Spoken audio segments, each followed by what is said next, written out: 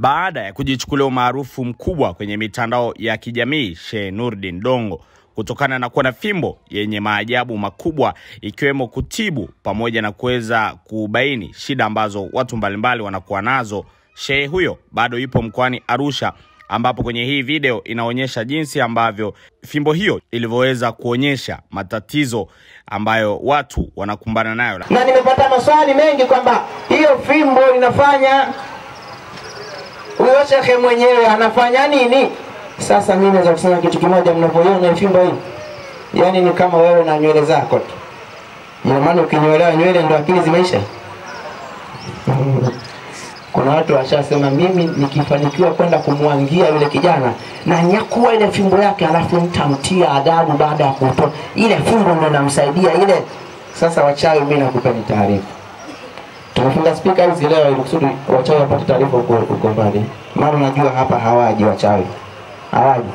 Wachawi nasema kama wewe unafanya uchawi, wewe usiende kokote leo, njoo niwangie mimi. Usiende kokote, njoo niwangie mimi. Wachawi sawa? Sisi nimesema wachawi hamna kweli hapa. Ungekuwepo ungeshasikia sawa shehe tunakuja, lakini hawajasema. Kwa hiyo leo nataka tufanye mambo makubwa ambayo hatukuyaona hapo kabla.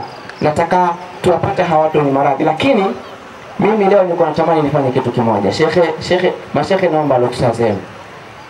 Mimi kweli ni shekhe kama mnavyoniita, lakini kiumri yote mmenizidi mimi. Mimi naomba nipe ruksa nifanye kitu kimoja. Baadhi ya watu wenye maradhi hapa niwaambie mimi kabla fimbo, unasemaje shehe? Ruksa. Maana watu wanasema sawa fimbo inawaambia, lakini yeye ana nini? Sasa yale yanayojulikana kwenye fimbo mimi najua kabla pengine kuliko hata hiyo fimbo yenyewe. Lakini sio kwamba fimbo astaghfirullah, sije nikai nini fimbo baadaye ikaja tena ikanigeukia. Kwamba nataka tuwafanye mambo makubwa kwa hivyo Mwenyezi Mungu. Mimi nataka watu wenye maradhi katika mwili wao. Una maradhi, una makesi, subiri kwanza usijengoja. Nimeweza kutoa masharti. Una maradhi, unaandamwa na kesi, si unapata matatizo gani, mabala yanakuaje? Nitaje haraka. Mama una matatizo katika kifua chako, katika mgongo wako na katika shingo nyuma na katika tumbo na katika kiuno na katika miguu. Mpaka kichwa chako kina matatizo. Na kuna muda huu unahisi kizunguzungu katika mwili wako. Haya yote yapo hayapo? Yapo. Mtu mwingine. Hasa ni katika mzunguko wako wa kimaisha na hata katika afya pia. Haya kwanza niambia, haya katika upande wa afya ile matatizo unayo hauna? Unayo. Ukiacha hivyo katika upande wa utafutaji wako wa riziki, watu wanakuwa na khiana na wewe pasina sababu zote za msingi. Hili lipo halipo? Lipo. Kabisa? Sawa. Hebu sogeza mic tu tunasikia maneno yako. Sawa. Yaani unaweza kaongea na mtu kazungumza shekhe mkakubaliana, tuje kufanya kitu hichi tufanye kitu hichi, unashangaa mtu anakaidi pasina sababu yoyote ya msingi. Shekhe hili lipo halipo? Lipo. Kabisa? Kabisa. Lakini ukiacha hivyo wewe ukimkopesha mtu fedha, ukimkopesha, tunajua kawaida mtu ukimkopesha fedha sana kulipa, lakini wewe ukimkopesha mtu fedha hakupi hiyo fedha na inawezekana sababu ya kesi mpaka mkafikishana pabaya. Shekhe hili lipo halipo? Lipo. Kabisa? Paka hivi. Mimi naitwa Shamimu Zuberi. Sema mimi naitwa Shamimu Zuberi. Zungumza hivyo. Mimi naitwa Shamimu Zuberi. Mama anashindwa kukontrol sauti yake. Haya, tutenda hivyo. Kuna mtu anafahamu huyu mama? Nyosha mkono. Shamimu Zuberi yule pale nakufahamu, na ile pale basi. Nitosha. Unakaa wapi mama?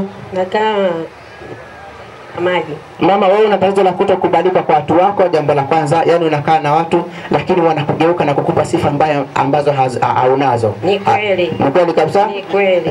Lakini ukiacha hivyo, atoke kuambizana unaonekana mtu gani, lakini haukubaliki tu, tutosheke na maana hiyo. Msimkabalisha fikra. Lakini ukiacha hivyo, mama wewe hata katika una watoto ngapi? Mimi. Mimi nimezaa 8 lakini mmoja kafariki.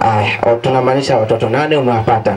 Tukiacha hivyo kutokubalika kwa watu, wewe fanya jambo lolote utakalolianza kulifanya haliwi, jambo la kwanza. Lakini kuna muda unakuwa unahisi kuna ziada katika mwili wako umeibeba, hilo ni jambo la pili. Lakini kuna muda nafsi yako inakutuma uondoke uende kokote, hilo ni jambo jingine la 4. Lakini ukiacha hivyo, kuna muda unakuwa na mashaka mengi, unahisi hauko sawa katika kile unachokifanya. Hizo hali zipo hazipo?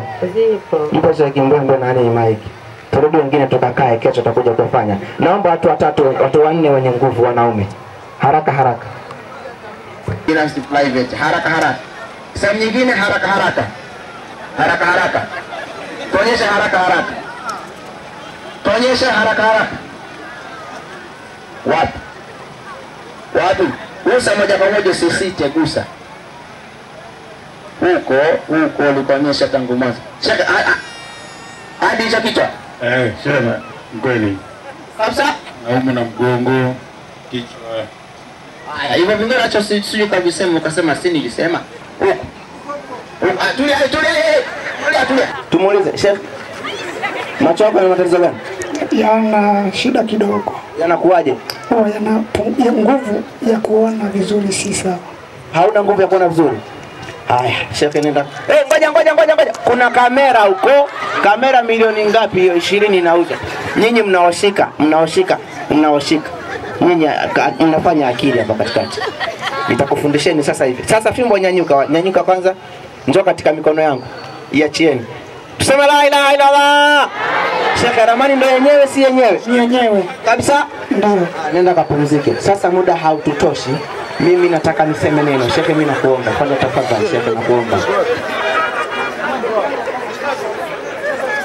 Naitwa Bushiri Chaya. Mimi ni mkazi nakaa hapa Uswahilini. Bara mimi na shida yangu, nilikuwa naumwa na miguu, naumwa na mgongo, kifua, naona bana. Ni kweli. Mimi niko vizuri sasa hivi. Sisikii maumivu yote.